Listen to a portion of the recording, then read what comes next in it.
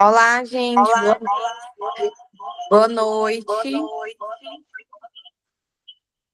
Estamos aqui com a professora Tayane Gabriele e a gente vai falar sobre um assunto muito importante, que é a conexão intestino-cérebro. Também estou com a nossa coordenadora Mária, né, Mária? Boa noite, gente. Tudo bem? Eu vou apresentar Vamos um lá para pouquinho. mais um webinar.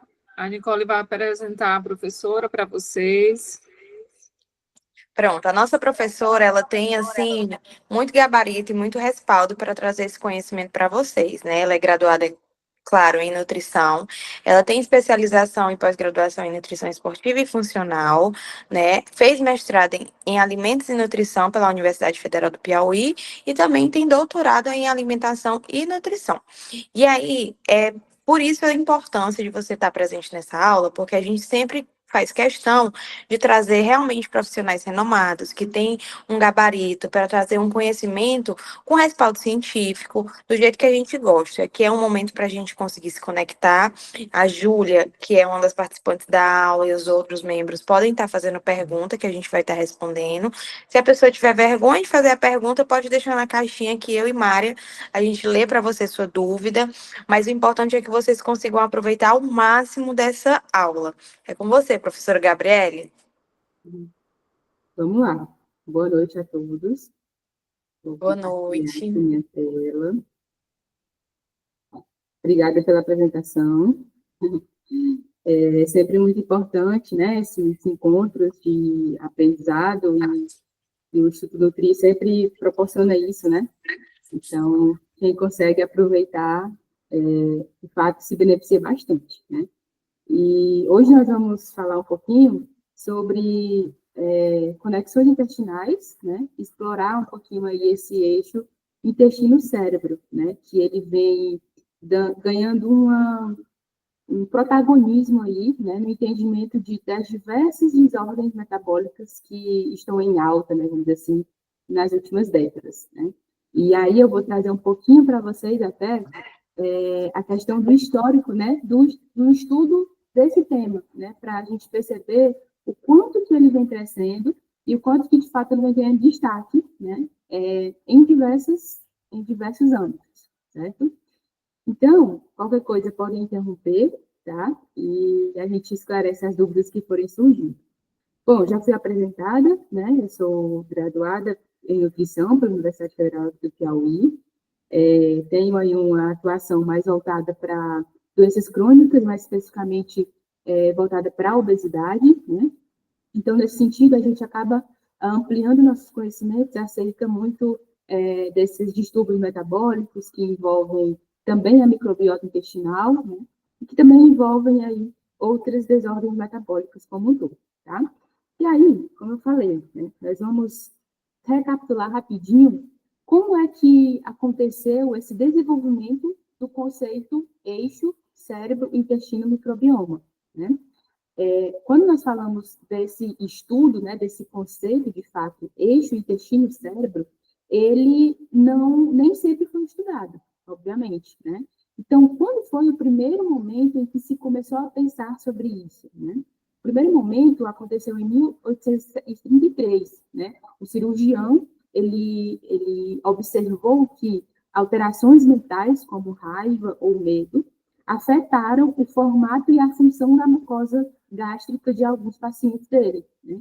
Então, no momento da cirurgia, ele conseguia verificar isso. Então, nesse momento aí, se iniciou, pelo menos, esse pensar, né, sobre essa conexão eixo cérebro-intestino, né?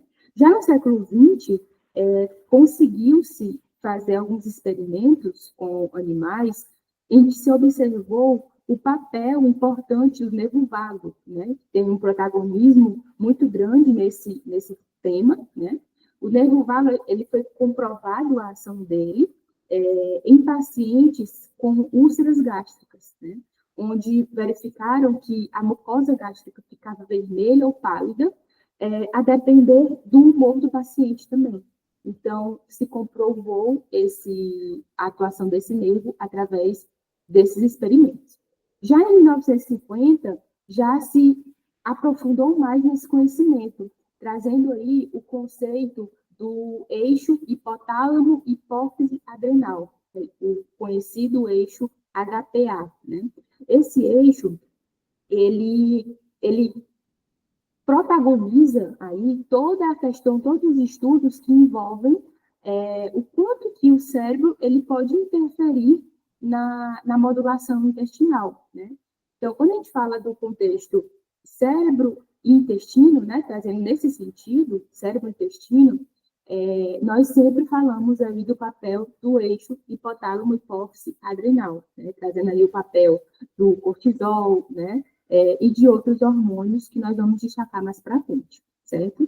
Já em 1981, nós tivemos aí a descoberta, né, da função endócrina do fator de liberação de corticotropina, que é justamente a molécula que é sintetizada pelo hipotálamo, capaz de sintetizar ou de estimular a secreção da ACTH, né? Então, essa ACTH, ela vai justamente afetar, ela vai ser um mediador de respostas de estresse no trato gastrointestinal, né? Então, a partir daí, né, nessa década de 1950 e 1980, já se começa esse boom aí, nesse sentido de investigar essa relação, né?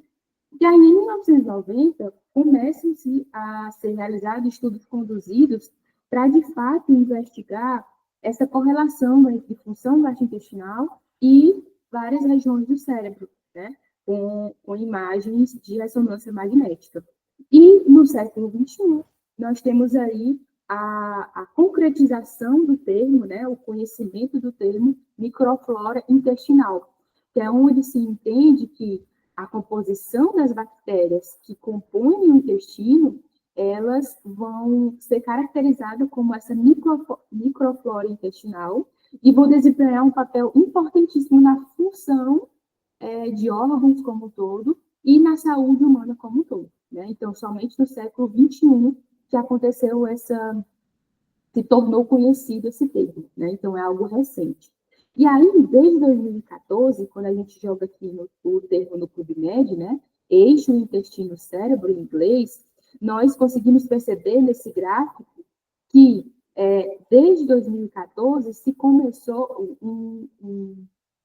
uma busca crescente para entender e para investigar, de fato, essa relação, né? Então, se começou na ciência esse desejo por, de fato, entender essa relação eixo intestino-cérebro, né? Envolvendo aí também a microbiota intestinal, certo? Então, é algo muito recente e que, de fato, está muito em alta a gente estudar sobre isso, tá?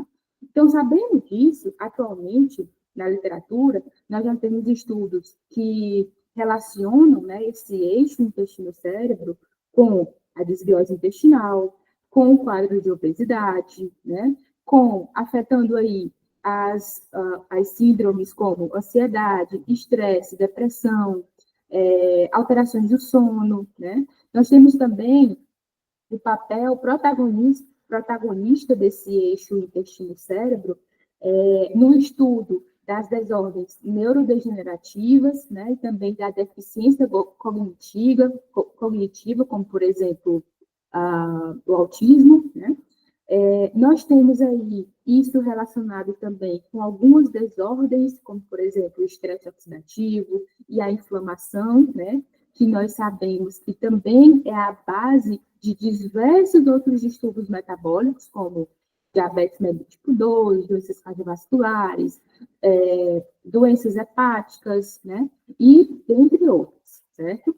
E, particularmente, nós temos também a relação intestino-cérebro afetando também as doenças cardiovasculares, certo? Nós vamos conseguir ter uma ideia sobre isso ao longo aqui da aula. Então, para a gente entender esse eixo intestino-cérebro, nós vamos precisar dividir esse entendimento em duas partes, em dois sentidos, vamos dizer assim, né? O primeiro sentido é esse sentido aqui de cima, né? Onde nós vamos entender como que o cérebro, né, ele vai influenciar no intestino e sobre a microbiota intestinal também. Então, existem esses mecanismos reguladores na direção cérebro-intestino, ok? Esse é o primeiro sentido que a gente vai entender nesse momento. Depois, nós vamos entender como é que o intestino vai influenciar, né, voltando aqui para o cérebro. Então, das bases desse conhecimento eixo-intestino-cérebro, né, é que esse entendimento, ele funciona em um sistema bidirecional, certo? Então, de fato, um influencia no outro e vice-versa, né? Então, primeiramente, nós vamos ver como que funcionam esses mecanismos reguladores, né, na direção cérebro, intestino e microbiota, tá? Então, para a gente entender nesse sentido cérebro-intestino, nós temos que entender primeiramente como que funciona e relembrar um pouquinho rapidamente aqui como que funciona, quais as funções, né, do sistema nervoso entérico, né? Para quem não está recordando, o nosso trato gastrointestinal, ele tem um sistema nervoso próprio dele, né? Então, daí a gente já consegue mensurar como que acontece essa influência cérebro-intestino, né? Então, esse sistema nervoso próprio do trato gastrointestinal é justamente o sistema nervoso entérico, né? E aí, ele vai estar localizado inteiramente na parede intestinal, tá? Começando no esôfago e se estendendo até o ânus. Então, desde o esôfago até o ânus, nós vamos ter esse revestimento, né, de gânglios nervosos que vão regular algumas coisas no trato gastrointestinal como um todo, tá? E aí, esse sistema nervoso entérico, ele vai ser dividido particularmente em plexo mioentérico e plexo submucoso. Então, só para a gente relembrar rapidamente aqui qual a função desses dois, aqui, basicamente, o plexo mioentérico, ele vai ser responsável por controlar quase todos os movimentos gastrointestinais. Então, quando a gente fala de movimento intestinal, né, peristaltismo, por exemplo, né, nós estamos falando de uma regulação desse plexo mioentérico, certo? E aí ele vai regular, por exemplo, contração tônica, aumento em intensidade das contrações rítmicas, né? A velocidade com que essas ondas excitatórias no trato gastrointestinal acontecem, né? E, em paralelo, nós temos o plexo submucoso, né? O plexo submucoso, ele não vai regular movimentação do trato gastrointestinal, ele vai regular a secreção desse trato gastrointestinal. Então, ele vai estar mais relacionado, por exemplo, com a absorção, com a secreção de compostos, de substâncias para digestão dos alimentos, né? Então, quando se fala de secreção de glândulas, né, nós estamos falando de uma regulação do plexo submucoso. Agora, quando fala de movimentação, nós falamos do plexo mioentérico. Então, relembrado essa função do sistema nervoso entérico, daí a gente já percebe como que o sistema nervoso central ele vai regular o funcionamento do trato gastrointestinal. Né? Nitidamente, a gente tem aí essa interferência. E aí, quais são os neurotransmissores que estão relacionados com isso e que interferem nisso? Né? Nós temos a acetilcolina e a norepinefrina. Esses neurotransmissores, eles vão agir de forma antagonista, tá? A acetilcolina vai promover uma excitação da atividade gastrointestinal, ou seja, movimentação do trato gastrointestinal, né? E atividade como um todo. E a norepinefrina, por outro lado, já vai promover a inibição dessa atividade, certo? Então, quando a gente fala, por exemplo, para ficar mais didático, né, quando a gente fala, por exemplo, de diarreia, né, que é uma movimentação excessiva desse trato gastrointestinal, nós estamos falando de uma atuação mais, de uma estimulação simpática, né? que é por meio da acetilcolina. Por outro lado, quando nós falamos de um quadro de constipação severa, nós estamos falando de uma estimulação parasimpática, onde há uma atuação mais predominante da norepinefrina, tá? Então, por esse conhecimento, nós já conseguimos, novamente, perceber que, por meio do sistema nervoso entérico, existe a relação cérebro e intestino muito nítido, tá? A partir também do humor da pessoa, como eu já tinha até mencionado nos estudos que foram feitos, né? Que dependendo do humor que nós estivermos, ou da situação que nós estivermos passando psicologicamente, ou interações pessoais, né? Isso vai se interferir no nosso trato gastrointestinal. E aí, nesse contexto, nós vamos ter, por exemplo, que esses mecanismos reguladores na direção cérebro-intestino, eles podem interferir, por exemplo, na modulação da imunidade a nível da mucosa, né? À medida que essa mucosa, ela se movimenta, ela se contrai, ela se relaxa, e isso pode interferir na junção das células intestinais, né, dos enterócitos. Então, a partir do momento que essas células elas passam a ser um pouco mais espaçadas, né, ou um pouco mais distantes, isso interfere na imunidade do indivíduo propriamente dito, tá? E aí, consequentemente, isso também vai interferir, por exemplo, na permeabilidade intestinal. Vão perceber que, ao longo da aula, nós vamos falar muito desse tema, né, que, inclusive, ele é muito conhecido como leaky gut, né, que é essa permeabilidade intestinal. O que seria isso? Isso seria, de fato, o quanto que esse intestino ele é permeável, né? Então, o tecido intestinal, ele é composto por enterócitos, que são colocados lado a lado, né, que estão dispostos lado a lado. Só que essa junção entre essas células, elas podem se afrouxar, né? À medida que acontece esse afrouxamento dessa junção, né, acontece aí um aumento da permeabilidade, como se tivesse uma peneira e os poros dessa peneira tivessem mais espessos, né? E aí a gente não conseguisse filtrar tão bem o que estivesse entrando. Então, esse quadro de permeabilidade intestinal, ele de fato é perigoso para o indivíduo. Ele é diretamente proporcional à inflamação, ao estresse. E aí nós vamos entender um pouquinho mais para frente, tá? Temos também a questão da motilidade e secreção. Né? Professora, só uma dúvida. Quando você falou de permeabilidade, eu me perdi um pouco. Você falou que o nosso estado emocional, ele impacta até na permeabilização do nosso intestino? Isso, exatamente. Nossa. Porque à medida que nós temos, eu vou já mostrar nos outros slides, mas certo. À medida que nós temos, por exemplo, a liberação de hormônios de estresse, né?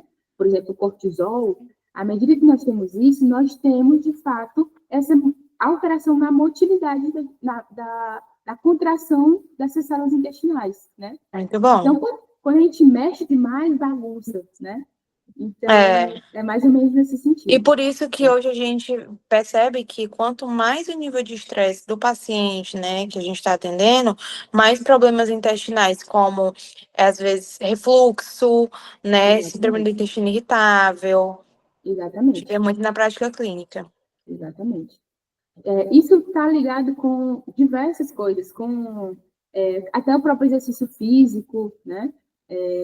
O exercício físico, ele tem uma dosagem certa, né, vamos dizer assim, se ele for feito de forma muito estressante, ele acaba favorecendo essa permeabilidade intestinal, né? Por outro lado, se ele for feito de forma moderada e crônica, ele fortalece esse intestino, né, ele fortalece essas professora, funções. Com licença, sim. Eu acho que é isso que a senhora iria falar, né? Minha pergunta seria essa. Como o exercício físico ele pode melhorar o quadro de desbiose intestinal? Pronto. O exercício físico, como eu estava falando, ele de fato tem uma dose, né? Ele pode, se ele for feito de forma esporádica e muito intensa, né? Quando a gente fala, por exemplo, de atletas, né? Que fazem esses físicos de forma muito intensa, né? Ele já vai causar um quadro de permeabilidade intestinal maior. Então, ele vai promover esse prejuízo intestinal, né? Ele não vai ser feito de forma saudável. Agora, se ele for realizado de forma crônica e de forma moderada, que é o que se recomenda que seja feito, né? Nós já vamos ter um fortalecimento das junções dos enterócitos. Então, essa permeabilidade intestinal, ela reduz nesse contexto, tá? Entendi. Então, esses atletas, eles sofrem mais com essa questão da desbiose, né? Exatamente, porque quando a gente fala de atletas, a gente não está falando de saúde, né? A gente está falando de exercício exagerado, né? Exagerado, então, por exemplo, sim, entendo. Tem até casos, né, de diarreia, por exemplo, né? Em provas de maratona, né? Então, é por conta disso, é por conta do estresse exagerado, pode causar essa disfunção intestinal. Entendi. Tá? Obrigada. Nada. Bom, aí nós vamos ter também esses neurotransmissores, né, secretados pelo cérebro, influenciando, por exemplo, no aporte de nutrientes, né? Como é que acontece isso? Isso vai acontecer porque, à medida que nós temos a alteração da microbiota intestinal, nós temos também a alteração na secreção de alguns facilitadores de absorção de nutrientes, tá? Então, por exemplo, o quadro de inflamação e de estresse mental pode interferir, por exemplo, na digestão de carboidrato, né? Pode interferir na digestão de gorduras, né? Então, isso também vai ser um ponto essencial nessa relação cérebro-intestino. Temos também a influência desses neurotransmissores e do cérebro, né, na disponibilidade de água, né, e, consequentemente, na produção do muco. Então, quando a gente tem uma redução na produção do muco intestinal, né, que é quem reverte as células intestinais, nós temos também uma maior permeabilidade intestinal, tá?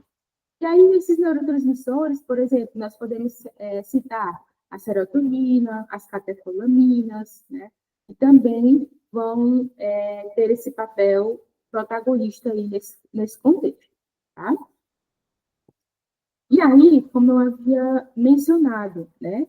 Em um quadro de estresse, e de estresse cerebral, né? Nós vamos ter uma ativação desse eixo simpático adrenomedular e do eixo hipotálamo pituitária adrenal, que é o que eu havia mencionado, que é o eixo HPA. Quando nós temos a ativação desses eixos aqui, né, nós vamos ter justamente a liberação de catecolaminas, né, como, por exemplo, a norepinefrina e a epinefrina, né, dependendo da situação, dependendo do tipo de estímulo, né, e nós vamos ter também a liberação aqui de glicocorticoides no sistema circulatório. E o que é que isso vai causar?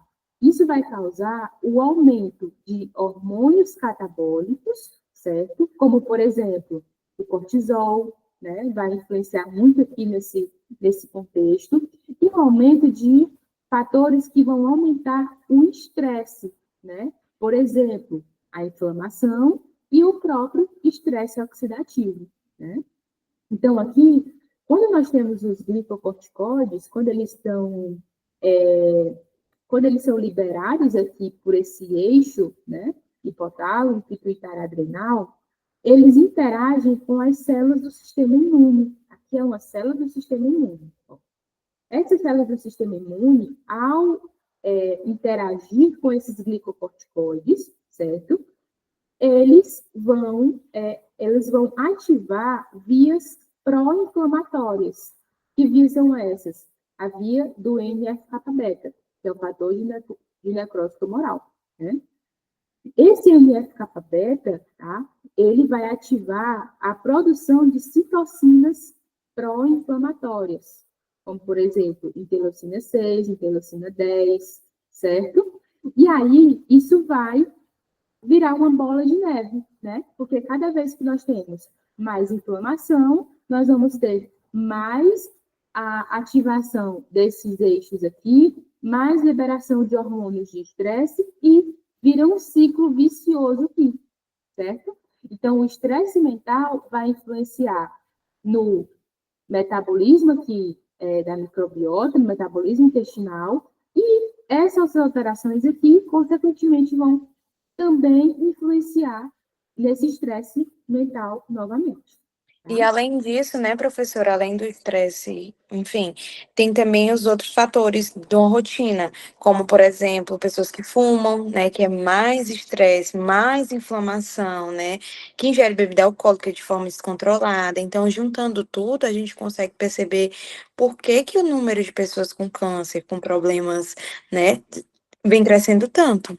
Exatamente, exatamente. Porque, assim, a inflamação, né, que é, vamos dizer assim, a inflamação é a base desse entendimento eixo intestino-cérebro, né? Então, é como se ela fosse a ligação entre eles, né? Tudo que envolve inflamação vai ser a base das desordens metabólicas como um todo. Câncer, principalmente, né? Porque é a inflamação que vai interferir na replicação do DNA, é a inflamação que vai interferir no metabolismo de glicose, de lipídios, é quem vai interferir nas doenças mentais também, né? Então, é como se essa inflamação fosse a base de tudo. Então, cada vez que a gente tem mais estímulos inflamatórios, como você mencionou aí, bebida alcoólica, né, cigarro, estresse, falta de sono, né, má alimentação, tudo isso vai estar contribuindo para esse contexto aqui. E uma dúvida, professora, pode falar, Mária, fala. Não, tá. Então, todo esse assunto, ele acaba se encaixando no contexto de doenças crônicas, como, por exemplo, a obesidade, não é isso? Exatamente. Se encaixa perfeitamente, porque esse contexto aqui é o que acontece na obesidade, é essa disbiose intestinal como um todo, né? Então, sempre que a gente falar desse eixo intestino-cérebro deficiente ou inflamado ou prejudicado, né? A gente vai estar falando em um contexto similar ao que acontece na obesidade. Uhum. Mas aí, no caso, não só a obesidade, né? Mas relacionado a todas as doenças crônicas, né? Sim, sim. Aí eu vou falar mais para frente um pouquinho sobre isso. Tá, e uma dúvida, Tá bom. professora, só. Se você for falar mais sobre isso, aí você fala que mais tarde a gente vai saber mais. Mas eu vi que a maioria da serotonina, né, que a gente produz, ela é produzida uma parte no cérebro, mas é pequena, e a maior parte é no sistema digestivo. Quando a gente está com fator de desbiose, como esse característico aí, afeta muito nessa produção? Com certeza, exatamente. Vai afetar tanto na produção a nível intestinal, né, como você bem mencionou, é mais produzida a nível intestinal do que propriamente até no próprio cérebro, né? Só que também a própria inflamação interfere também na produção cerebral, tá? E aí eu falei aqui, mas também eu vou mostrar mais para frente essa informação. Ok. Então, nós entendemos esse olhar do cérebro para o intestino, né? E aí nós vamos agora entender o olhar do intestino mexendo no cérebro, tá bom? Então, vamos lá. Essa direção, né, que eu havia mencionado, saindo aqui do intestino e indo para o cérebro, ela vai envolver algumas coisas. Vai envolver, por exemplo, modulação da imunidade a nível da mucosa intestinal, tá? E essa modulação da imunidade, ela vai interferir nos diversos outros fatores. É como se a modulação da imunidade ela vai ser o ponto-chave para mexer nos diversos fatores relacionados, tá? Então, antes da gente falar sobre isso, a gente precisa entender o que mexe na microbiota intestinal, porque é ela quem vai predizer tudo, é ela quem vai comandar tudo nesse contexto, né? Então, a gente precisa entender o que é essa microbiota intestinal, relembrar um pouquinho sobre ela. Então, essa microbiota intestinal nada mais é do que o conjunto de micro-organismos que compõem o nosso trato intestinal como um todo, desde o estômago até o cólon, tá? Então, nós temos aqui uma crescente no número de cepas, né, que compõem aqui o nosso trato intestinal. Esses micro-organismos, que são chamados de microbioma, né, intestinal, eles podem ser, por exemplo, fungos, vírus e bactérias. Por que geralmente a gente só fala de bactérias, né? A gente dá um destaque para elas, principalmente. Porque, como elas carregam uma carga genética mais expressiva, né? São elas que estão diretamente relacionadas com, de fato, alterações a nível corporal como um todo, né? Então, é como se elas tivessem mais força para interferir no contexto da saúde do indivíduo como um todo, tá? Então, é por isso que elas ganham esse protagonismo nesse contexto. E aí, para que essa microbiota intestinal, ela age, né? Como é que ela funciona, para que ela é importante? Bom, a microbiota intestinal, ela tem papéis como influenciar aqui na imunidade do hospedeiro, né? Na digestão de alimentos, na regulação da função endócrina intestinal, né? E sinalização neurológica. Ela também vai interferir na modificação, na ação e no metabolismo de drogas, tá? Já existem estudos que demonstram que a resposta que o indivíduo tem diante de um tratamento medicamentoso também sofre interferência da sua microbiota intestinal. Então, isso é trazido muito para o contexto do câncer, né, do tratamento oncológico. Hoje já se sabe que a eficácia de quimioterápicos também vai depender da composição da microbiota do indivíduo, tá? Então, ela também é importante a esse ponto, né? E também, esses micro-organismos, eles vão estar envolvidos aqui na eliminação de toxinas, né? A nível intestinal. Então, o que interfere nessa composição dessa microbiota intestinal, já que essa composição é tão importante, o que vai interferir, né?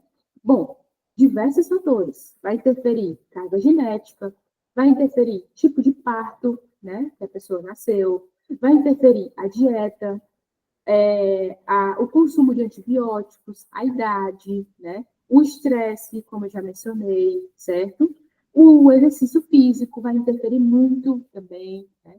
Então, tudo isso vão ser fatores que, como eu já mencionei, vão ser importantes na modulação dessa microbiota intestinal, tá bom? E aí, trazendo para o contexto das doenças crônicas como um todo, né, na saúde do indivíduo como um todo, nós vamos ter aqui o quadro de desbiose intestinal influenciando em diversos pontos aqui, né? Mas, primeiramente, o que seria essa desbiose intestinal? Nada mais é do que o desequilíbrio entre a quantidade de bactérias positivas e a quantidade de bactérias negativas, tá? Então, se a gente tem um contexto em que no nosso trato intestinal nós temos mais bactérias ruins para a gente do que bactérias boas, nós vamos ter um contexto em que nós vamos ter esse quadro de desbiose intestinal, que é esse desequilíbrio, tá? E aí, nesse contexto de desbiose intestinal, nós vamos ter alguns fatores que vão ser importantíssimos para a promoção dessas doenças aqui que eu vou mencionar, tá? Como, por exemplo, aqui nós vamos ter, nesse quadro de desbiose intestinal, a produção elevada de citocinas pró-inflamatórias, por exemplo, interleucina 6 e TNF-alfa, tá? Nós vamos ter a produção prejudicada de metabólitos importantes, tá? Como, por exemplo, os ácidos graxos de cadeia curta, tá? E também a metabolização de vitaminas e minerais, ok? Isso daqui vai estar reduzido no quadro de desbiose intestinal, tá? E nós vamos ter o aumento na produção de LPS, tá? Esse LPS, ele nada mais é do que lipopolissacarídeos, tá? Guardem essa informação, também mais para frente eu vou falar um pouquinho sobre os LPS, tá? Então, se eu pudesse resumir, né, se a gente conseguisse resumir o que ia tirar uma fotografia da desbiose intestinal, é esse slide. Justamente, inflamação, a redução de metabólitos que são bons para a gente, né? E o aumento do LPS, que são os lipopolissacarídeos, tá? Tudo isso, pessoal, vai contribuir para a promoção, né, de doenças que vão envolver diversos tecidos corporais, dentre elas, doenças cardiovasculares, tá? Doenças inflamatórias intestinais, doenças hepáticas, desordens cerebrais, tá? Que doença de Parkinson, doença de Alzheimer, depressão, diabetes do tipo 1 e do tipo 2, doenças respiratórias e também os cânceres, particularmente o câncer de pulmão, o câncer coloretal, né? E o câncer de pâncreas. É como se a desbiose intestinal tivesse na base dessas doenças, tá? Promovendo um quadro em que essas doenças são favorecidas, tá? Ou seja, aí é um contexto em que a pessoa está mais propícia a desenvolver essas doenças aqui como um todo, tá?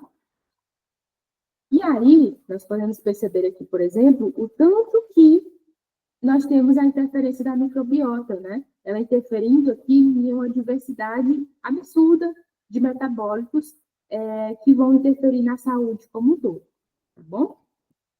Bom, e aí nós vamos ter a microbiota atuando no sistema imunológico, certo? Elas vão estar relacionadas com a ativação de células imunes, como, por exemplo, os macrófagos, os neutrófilos e as células detríticas, ok? E também com a produção das citocinas pró-inflamatórias, que são justamente aquelas que eu falei que vão interferir, né, na inflamação e que conseguem atravessar a barreira hematoencefálica, né, e promover inflamação cerebral, tá bom? A microbiota intestinal também pode regular o sistema endócrino, né, como eu mencionei. Ela consegue interferir aqui na secreção do peptídeo semelhante ao glucagon, ou seja, consequentemente, ela vai interferir no metabolismo da glicose como um todo, tá?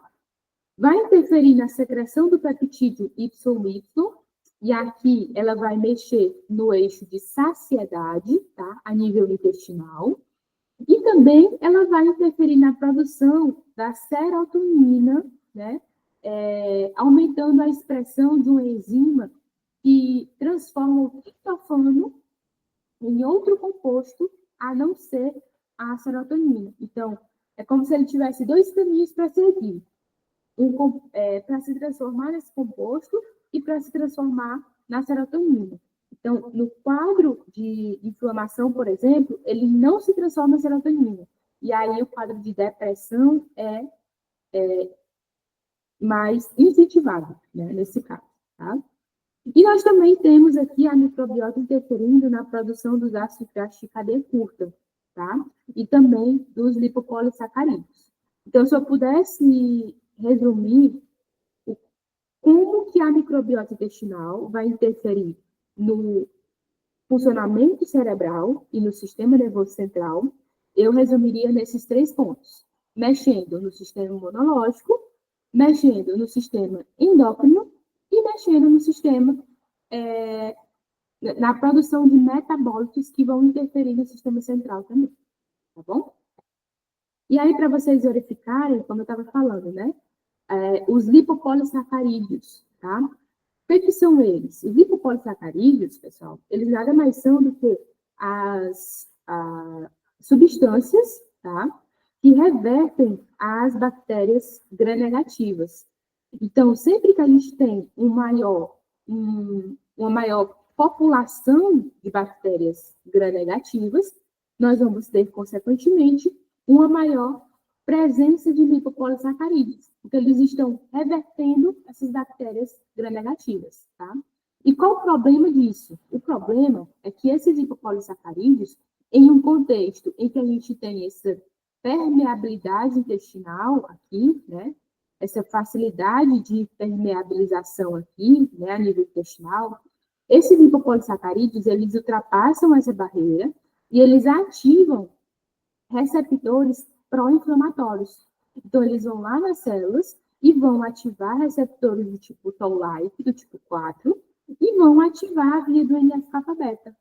À medida que o NF-kappa-beta é ativado, ele promove a produção de citocinas pró-inflamatórias. E aí a gente tem o quadro de inflamação causada por uma disbiose intestinal. Tá? Professora, os lipopolissacarídeos. no slide anterior, você falou de GLP-1, né?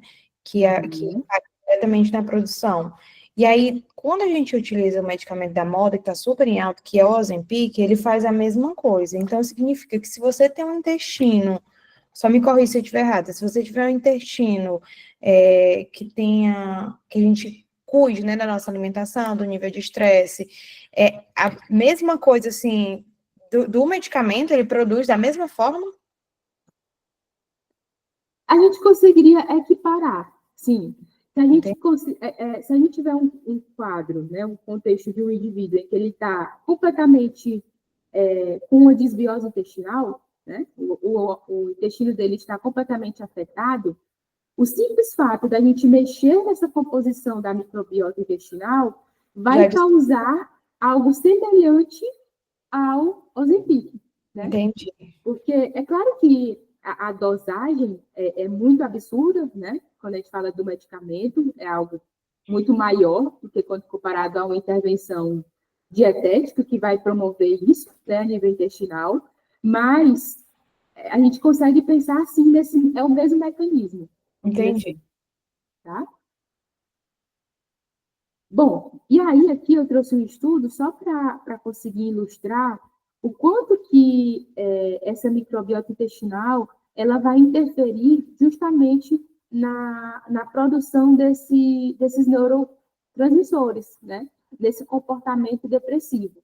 Esse estudo aqui, ele realizou uma transferência, né? Ele pegou ratos e ele transferiu a microbiota de humanos saudáveis e de humanos depressivos para esses ratos. Tá? Então, esses ratos eles estavam livres, eles tomaram antibiótico e eles estavam germ-free, né, que a gente chama, então, livre de germes intestinais, e eles receberam, um grupo recebeu o transplante, né, de microbiota de um indivíduo saudável, e o outro recebeu a microbiota de um indivíduo depressivo, né, já diagnosticado com depressão. Então, eles puderam perceber que há uma diferença enorme aqui, por exemplo, na concentração de marcadores inflamatórios, como vocês podem ver, os ratinhos que receberam a microbiota do indivíduo dos indivíduos com depressão, né, tiveram uma produção elevada aqui de marcadores inflamatórios, né, quando comparado aos ratinhos que receberam a microbiota de um indivíduo saudável, né? Então, aqui a gente pode perceber o quanto que essa composição, né, está relacionada com o quadro da depressão, particularmente, né? Aqui nós podemos perceber também uma elevação, por exemplo, na relação da imunerina, né, e triptofano. Aqui nós podemos perceber uma redução das quantidades de triptofano, que é justamente o que está acontecendo, né, no no indivíduo com depressão, né? Então, eles puderam perceber que transferir a microbiota intestinal de pacientes deprimidos para ratos com microbiota intestinal depletada induziu o desenvolvimento de algumas características do fenótipo depressivo, tá? Então, de fato, existe essa relação muito íntima entre microbiota e saúde mental do indivíduo, tá? Nesse estudo aqui, eles já verificaram como que a suplementação de um composto que tinha selênio na sua composição, o selênio, pessoal, ele é um mineral que ele é muito anti-inflamatório, né? Então, o que eles verificaram? Tá, eles puderam entender o seguinte, tá? Se em contexto de inflamação, nós temos um prejuízo na produção da serotonina, tá? Vamos ver se a gente mexendo nessa inflamação, ou seja, dando algo anti-inflamatório, nós vamos também mexer na produção dessa serotonina, tá? E aí eles verificaram isso, que justamente a suplementação desse composto aqui contendo selênio, né, melhorou o comportamento desses camundongos aqui, né, que foi um estudo experimental. Então, é como se esse composto contendo selênio, ele pôde atuar tendo um efeito antidepressivo e anti-ansiolítico, justamente porque ele reduziu a inflamação causada por uma microbiota intestinal alterada, tá? Então, de fato, o que liga esse quadro de desbiose intestinal e o quadro de saúde mental prejudicada é justamente a inflamação, tá?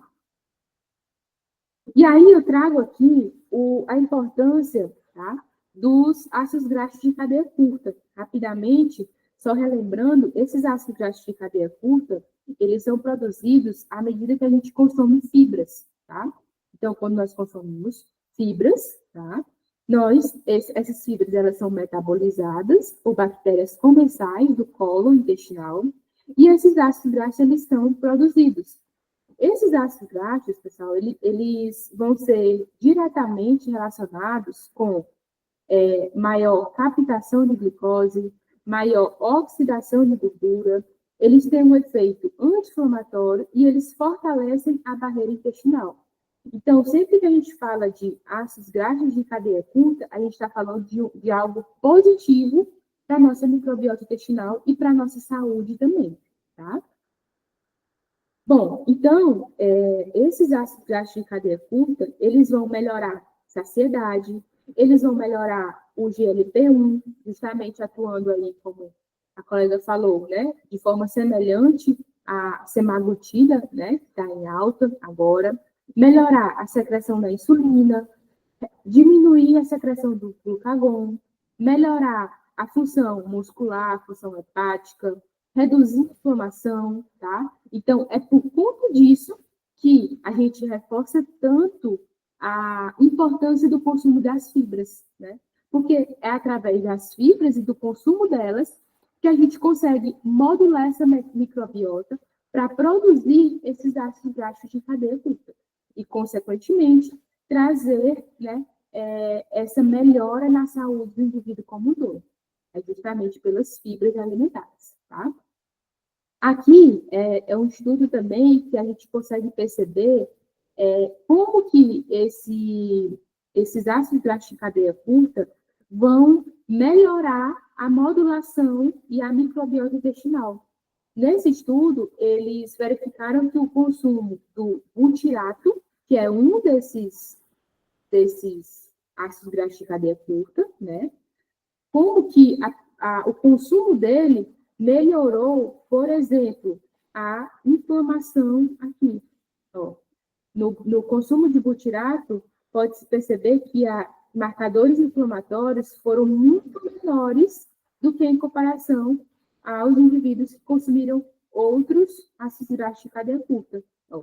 Aqui também, né, reduziu aqui a hiperocina 1-beta, reduziu o LPS, ó. O consumo de butirato também reduziu aqui a proporção e a concentração do LPS, que é justamente os lipopolissacarídeos que compõem as bactérias negativas para o nosso organismo, tá? Então, aqui, mais uma vez, a gente consegue perceber isso. Para finalizar, rapidamente, um questionamento, né?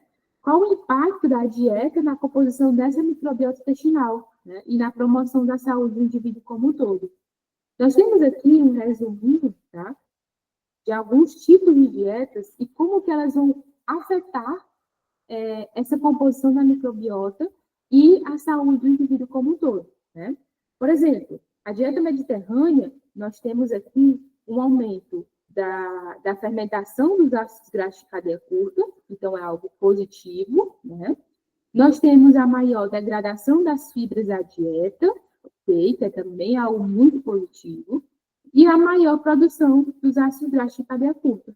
Então, sempre que a gente tem aumento da produção de ácidos graxos de cadeia curta, é justamente o acetato, o propionato e o butirato, nós vamos ter, consequentemente, uma melhora da saúde do indivíduo, tá bom?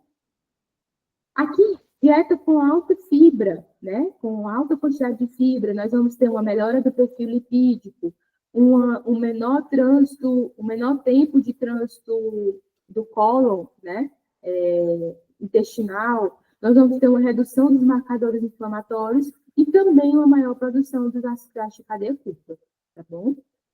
Já uma dieta à base de plantas, né? Nós vamos ter um aumento na produção de polifenóis, né? Que são compostos bioativos importantes, também anti-inflamatórios, né? Antioxidantes, e também a maior produção de ácido graxo de cadeia curta.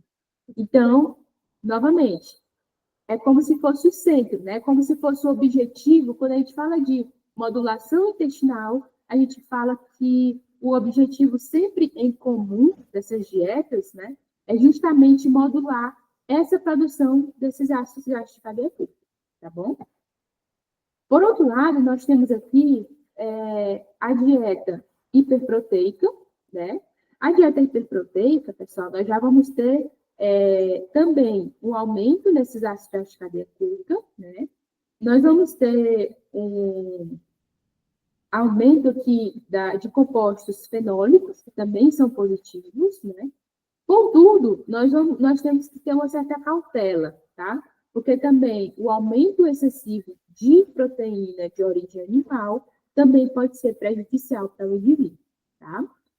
Dieta cetogênica, o que ela vai mexer? Ela vai mexer um pouquinho no sistema imune, aqui, ó.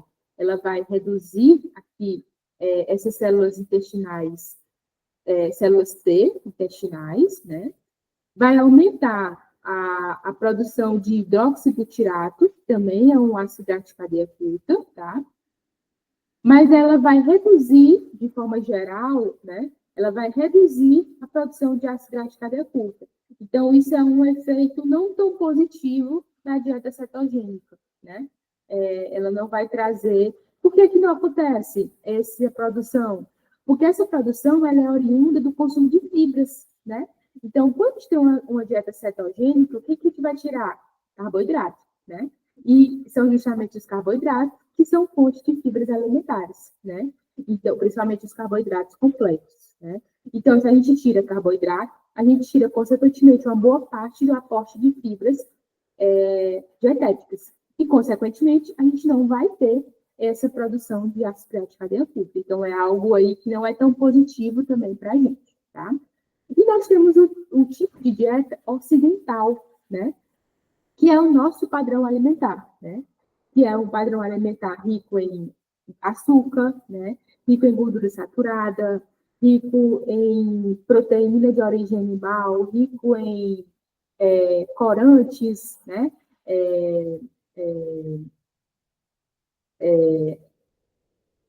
Ácidos graxos saturados, né? De forma geral. Então, quando nós temos esse padrão ocidental aqui, tá?